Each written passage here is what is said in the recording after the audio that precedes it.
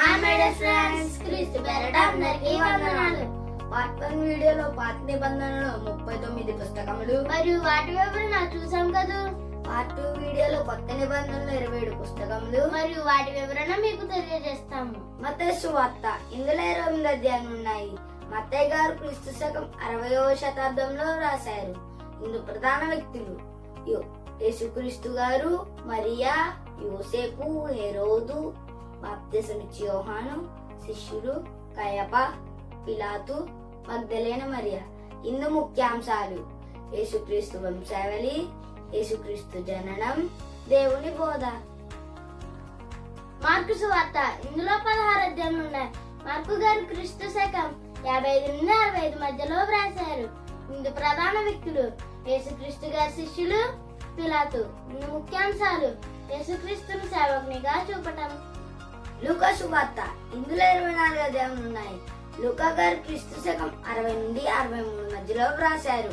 ఇందు ప్రధాన వ్యక్తులు యేసుక్రీస్తు గారు, ఎలిజబెతు, జకర్యా, బాప్తిసమిచ్చి యోహాను, మరియా, పిలాతు, మగ్దలేన మరియా. ఇందు ముఖ్యాంశాలు: యేసుని మనుష్య కుమారునిగా చూపటం. యోహాను సువార్త ఇందులో 21 అధ్యాయాలు ఉన్నాయి. యోహాను గారు క్రీస్తు శకం 82 నుండి 95 మధ్యలో వ్రాసారు. ఇందు ప్రధాన వ్యక్తులు యేసుక్రీస్తు, బాప్తిసమిచ్చి యోహాను, మార్త, మరియా, లాజరు, పిలాతు, యేసుక్రీస్తు గారి తల్లి మగ్దలేన మరియా. ఇందు ముఖ్యాంశాలు: దేవుని కుమారుడైన యేసుక్రీస్తు. అపోస్తుల కార్యములు ఇందులో 28 అధ్యాయాలు ఉన్నాయి. లూకా గారు క్రీస్తు శకం 63లో వ్రాశారు. ఇందు ప్రధాన వ్యక్తులు యేసుక్రీస్తు గారు, పేతురు, పౌలు, యోహాను, స్టెఫను, బర్నబా, శీలా, అననీయ, అగ్రిప్ప, ఫెలిక్సు, ఫెస్తు. ఇన్ని ముఖ్యాంశాలు పరిశుద్ధాత్మ శక్తి సహాయంతో విజయవంతంగా విస్తరించిన సువార్త. రోమియోలకు రాసిన పత్రిక ఇందులో 16 అధ్యాయాలు ఉన్నాయి. పౌలు గారు క్రీస్తు శకం 57లో వ్రాశారు. ఇందు ప్రధాన వ్యక్తులు పౌలు, ఫిబే. ముఖ్యాంశాలు: క్రైస్తవ విశ్వాసం గురించి మరియు విశ్వాసాన్ని అనుదిన జీవితంలో ఆచరించడం గురించి.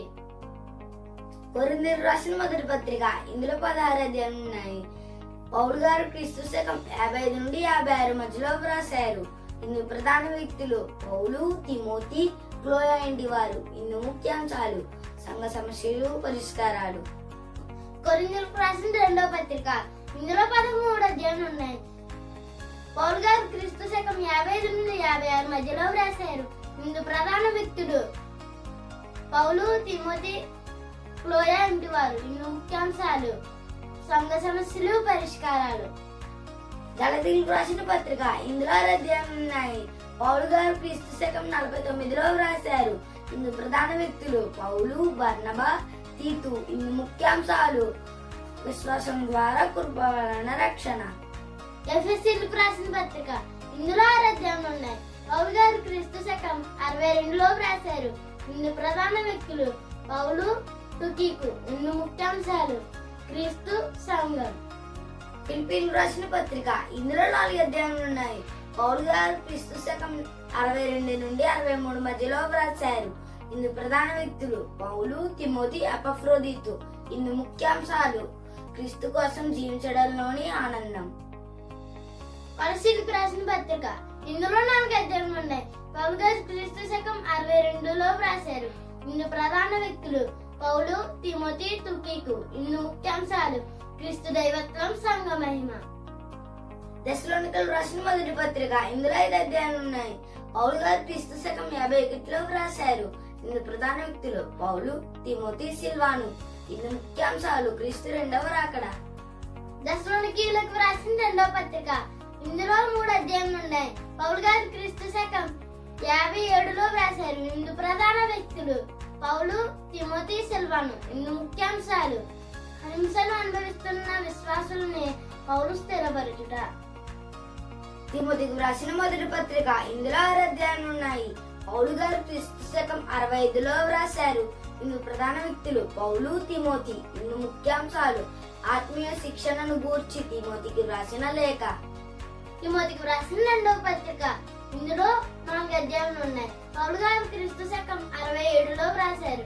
ఇందు ప్రధాన వ్యక్తులు పౌలు, తిమోతి, ఒనేసిఫోరు. ఇందు ముఖ్యాంశాలు: సుస్థిర సహనం. తీతుకు వ్రాసిన పత్రిక, ఇందులో 3 అధ్యాయాలు ఉన్నాయి. పౌలు గారు క్రీస్తు శకం 65 నుండి 66 మధ్యలో వ్రాశారు. ఇందు ప్రధాన వ్యక్తులు: పౌలు. ఇందు ముఖ్యాంశాలు: సరైన సిద్ధాంతం, సత్క్రియలు. ఫిలెమోనుకు రాసిన పత్రిక, ఇందులో 1 అధ్యాయం ఉంది. పౌలు గారు క్రీస్తు శకం 61లో వ్రాశారు. ఇందు ప్రధాన వ్యక్తులు: పౌలు, ఫిలెమోను, ఓనేసిము. ఇందు ముఖ్యాంశాలు: ఓనేసిము కోసం విజ్ఞప్తి. హెబ్రీయులకు రాసిన పత్రిక, ఇందులో 13 అధ్యాయాలు ఉన్నాయి. పౌలు గారు క్రీస్తు శకం 64లో వ్రాశారు. ఇందు ప్రధాన వ్యక్తులు: విశ్వాస వీరుల జాబితా. ఇందు ముఖ్యాంశాలు: విశ్వాసానికి గొప్ప సాక్షులు. యాకోబు రాసిన పత్రిక, ఇందులో 5 అధ్యాయాలు ఉన్నాయి. యాకోబు గారు క్రీస్తు శకం 49లో వ్రాశారు. ఇందు ప్రధాన వ్యక్తులు: క్రైస్తవ మనోవైఖరి. ఇందు ముఖ్యాంశాలు: క్రియలతో కూడిన విశ్వాసం. పేతురు రాసిన మొదటి పత్రిక, ఇందులో 5 అధ్యాయాలు ఉన్నాయి. పేతురు గారు క్రీస్తు శకం 60 నుండి 63 మధ్యలో వ్రాశారు. ఇందు ప్రధాన వ్యక్తులు: పేతురు, సిల్వాను. ఇందు ముఖ్యాంశాలు: క్రీస్తు కొరకు శ్రమపడుట. పేతురు రాసిన 2వ పత్రిక, ఇందులో 3 అధ్యాయాలు ఉన్నాయి. పేతురు గారు క్రీస్తు శకం 66 నుండి 68 మధ్యలో వ్రాశారు. ఇందు ప్రధాన వ్యక్తులు: పేతురు, పౌలు. ఇందు ముఖ్యాంశాలు: దేవుని కృపకు, క్రీస్తులోని ఎదుగుదలకు ప్రాధాన్యం. యోహాను రాసిన మొదటి పత్రిక, ఇందులో 5 అధ్యాయాలు ఉన్నాయి. యోహాను గారు క్రీస్తు శకం 85 నుండి 95 మధ్యలో వ్రాశారు. ఇందు ప్రధాన వ్యక్తులు: యోహాను. ఇందు ముఖ్యాంశాలు: దేవుని ప్రేమను గూర్చి. యోహాను రాసిన 2వ పత్రిక, ఇందులో 1 అధ్యాయం ఉంది. యోహాను గారు క్రీస్తు శకం 85 నుండి 95 మధ్యలో వ్రాశారు. ఇందు ప్రధాన వ్యక్తులు: యోహాను, ఏర్పరచబడిన అమ్మ, ఆమె పిల్లలు. ఇందు ముఖ్యాంశాలు: తప్పుడు బోధన చేసేవారిని చేర్చుకోవద్దని హెచ్చరించుట. యోహాను రాసిన 3వ పత్రిక, ఇందులో 1 అధ్యాయం ఉంది. యోహాను గారు క్రీస్తు శకం 85 నుండి 95 మధ్యలో వ్రాశారు. ఇందు ప్రధాన వ్యక్తులు: యోహాను, గాయు, దియోత్రేఫి, దేమేత్రె. ఇందు ముఖ్యాంశాలు: దియోత్రేఫి విషయంలో జాగ్రత్త వహించమని హెచ్చరిక. యోధా రాసిన పత్రిక, ఇందులో 1 అధ్యాయం ఉంది. యేసుక్రీస్తు సహోదరుడైన యోధా క్రీస్తు శకం 70 నుండి 80 మధ్యలో వ్రాశారు. ఇందు ప్రధాన వ్యక్తులు: యోధా, యాకోబు. ఇందు ముఖ్యాంశాలు: దుర్బోధ వల్ల వచ్చే విపత్తులు.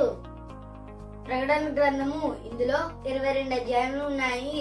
యోహాను గారు క్రీస్తు శకం 90 నుండి 96 మధ్యలో వ్రాశారు. ఇందు ప్రధాన వ్యక్తులు: యేసుక్రీస్తు గారు, యోహాను. ఇందు ముఖ్యాంశాలు: భూత, వర్తమాన, భవిష్యత్ కాలములను తెలిపినది. హాయ్ ఫ్రెండ్స్, ఈ వీడియో కనుక మీకు నచ్చినట్లయితే అందరికి షేర్ చేసి, లైక్ అండ్ సబ్స్క్రైబ్ చేసి మీరందరూ ఆదరిస్తారని ప్రభు పేరట కోరుచున్నాము. మరొక మంచి వీడియోతో మళ్ళీ కలుసుకుందాం. బాయ్.